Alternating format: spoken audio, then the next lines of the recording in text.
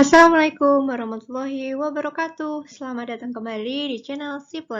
Di video kali ini, saya akan melanjutkan pembahasan soal UKAI tentang gangguan di saluran pencernaan ya. Semoga video ini bisa membantu teman-teman untuk mempersiapkan ujian UKAI. Semangat! Baik, soal yang pertama, seorang pasien datang ke apotek untuk menebus resep dengan diagnosis GERD perdarahan lambung. Resep berisi omeprazol, sukralfat, antasida, asam folat, dan asam tranexamat. Nah, pertanyaannya adalah obat yang digunakan sebagai pelindung mukosa lambung. Nah, di sini yuk kita sama-sama review sedikit tentang masing-masing golongannya. Yang pertama ada omeprazol. Omeprazol itu adalah golongan PPI ya. Dia menghambat pompa proton. Kemudian sukralfat, dia itu akan membentuk polimer. Dan antasida itu adalah ada AlOH3, kemudian ada MgOH2 yang sifatnya adalah basa lemah ya. Sehingga dia fungsinya adalah untuk menetralkan asam. Yang selanjutnya ada asam folat, dia adalah golongan vitamin. Kemudian asam tranexamat, ini adalah antifibrinolytik. Jadi bisa ditebak ya, jawaban untuk soal nomor 1 ini adalah kemungkinan yang B ya, karena yang A, C, D, dan E ini adalah tidak sesuai. Nah, di sini saya coba tampilkan untuk summary drug used primarily for gastrointestinal condition. Nah, tadi sukralfat itu adalah polymerized at site of tissue damage. Jadi dia akan membentuk polimer pada jaringan yang rusak seperti itu ya. Jadi dia akan memproteksi dari lambung. Sehingga jawaban soal nomor 1 yang paling tepat adalah B ya, sukralfat. Soal nomor 2, seorang perempuan 25 tahun datang ke apotek untuk menebus resep yang berisikan lansoprazol, metronidazol, paracetamol, ambroxol, kemudian ada multivitamin dan minerals.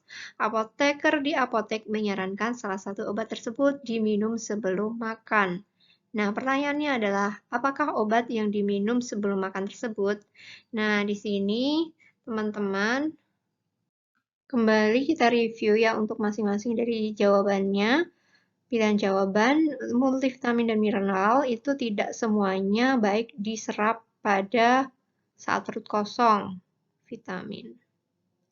Kemudian ambroxol, dia adalah mukolitik. Kemudian ada paracetamol, dia antipiretik analgetik.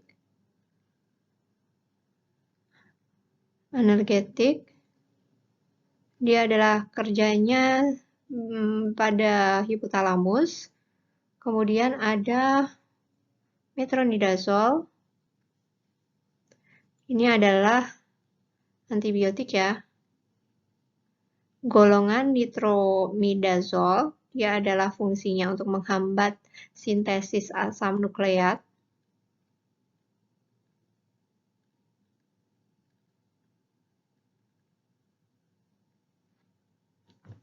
Kemudian yang terakhir ada lansoprazol. Nah, lansoprazol ini tadi segolongan juga dengan omeprazol yang sudah dibahas di soal sebelumnya. Jadi, baik, untuk lebih jelasnya terkait lansoprazol, ini hasil dari Medscape. Di situ dikatakan pada poin absorption, bioavailabilitasnya itu menurun jika diberikan 30 menit setelah makan. Jadi ada pengaruh ya apabila diberikan sesudah makan untuk lansoprazol ini. Kemudian untuk peak plasma time-nya, itu dengan makanan itu juga meningkat sampai 3,7 jam, padahal jika tanpa makanan itu hanya 1,7 jam saja. Kemudian juga dikatakan bahwa terjadi AUC, penurunan pada pemberian dengan makanan sebanyak 50%. Jadi di sini bisa disimpulkan bahwa pemberian lansoprazol ini akan lebih baik jika diberikan pada saat perut kosong ya, atau sebelum makan. Jadi jawaban yang tepat untuk soal nomor 2 adalah A ya, lansoprazol. Soal yang ketiga, seorang pasien anak mengalami diare dengan kondisi feses tidak memiliki bercak darah dan nanah. Selain diberikan oralit, pasien juga diberikan sirup zinc. Bagaimanakah dosis dan lama penggunaan sirup zinc tersebut? Jadi di sini kata kuncinya adalah diare, ditanyakannya terkait penggunaan zinc ya. Nah, di sini saya coba tampilkan dari penggunaan zinc dari panduan The Treatment of Diarrhea ya. Nah, di sini dikatakan bahwa hasil penelitian itu menunjukkan bahwa rekomendasi pemberian zinc itu sebesar 10 hingga 20 mg per hari diberikan selama 10 hingga 14 hari kepada pasien yang mengalami diare. Nah, berikut panduan yang digunakan di Indonesia. Teman-teman ingat kembali terkait lintas diare ya. 5 langkah tuntaskan diare. Yang pertama itu sebaiknya akan diberikan oralit. Kemudian yang kedua adalah pemberian zinc. Kemudian yang ketiga adalah jika pasien masih menyusu maka diberikan ASI. Jika tidak maka berikan makanan apapun yang penting masuk.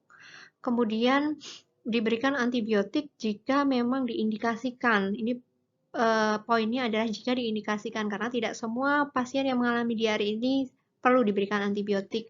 Kemudian yang terakhir adalah pemberian nasihat atau pemberian informasi dan konsultasi seperti itu ya, untuk tahapan-tahapan apa yang perlu dilakukan pada pasien yang mengalami diare. Nah, jadi untuk di poin 2 pemberian obat zinc ini, zinc tetap diberikan selama 10 hari walaupun diare sudah dihentikan. Nah, jadi di panduan di Indonesianya adalah pemberiannya 10 hari ya. Jadi, untuk soal nomor 3, jawaban yang paling tepat adalah D, 20 mg setiap hari selama 10-14 hari. Nah, untuk soal nomor 4, seorang laki-laki berusia 35 tahun dengan berat badan 61 kg. Dia mengeluhkan nyeri di bagian ulu hati setiap selesai makan. Dokter kemudian meresepkan obat golongan penghambat H atau K atipiase. Nah, obat apakah yang tergolong ke dalam obat-obatan tersebut? Nah, tadi di sini kita sudah beberapa kali ya untuk menyinggung terkait penghambatan H, K atipiase ini ya. Nah, di sini contoh dari Summary Drug Use Primarily for Gastrointestinal Condition dari Katsung, bahwa obat yang bekerja dengan blokade H plus K plus atipiase itu adalah obat golongan PPI, jadi proton pump inhibitor seperti omeprazol ataupun lansoprazol. Nah, untuk jawaban-jawaban yang lain, seperti simetidin, itu adalah golongan H2 reseptor antagonis ya. Kemudian misoprostol itu adalah golongan analog prostaglandin. Kemudian antasida itu adalah basalmah yang sifatnya itu menetralkan asam. Kemudian ada sukralfat tadi, dia kerjanya adalah melapisi lambung atau bagian yang terluka dengan pembentukan polimer. Nah, jadi untuk soal nomor 4, jawaban yang paling tepat adalah D ya, omeprazol. Nah, soal nomor 5, seorang pasien perempuan berusia 24 tahun sedang hamil muda dan mengalami ulkus peptikum. Pasien meminta rekomendasi agar tetap aman untuk kehamilannya. Nah, obat ulkus peptikum apa yang dikontraindikasikan pada pasien hamil? Nah, teman-teman di sini bisa cek satu persatu ya, seperti soal-soal sebelumnya untuk pilihan gandanya. Dan di sini saya contohkan untuk misoprostol dari reference Medscape di bagian warning. Di sini dikatakan bahwa administration to pregnant women can cause abortion, premature birth, or birth defect.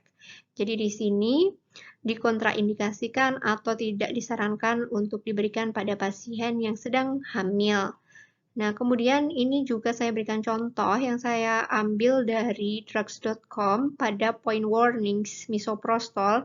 Itu di situ dikatakan misoprostol can cause birth defect, premature birth, uterine rupture, miscarriage or incomplete miscarriage, and dangerous uterine bleeding. Nah, di sini ditegaskan do not use misoprostol if you are pregnant. Jadi, jawaban untuk soal nomor 5 adalah E ya, misoprostol.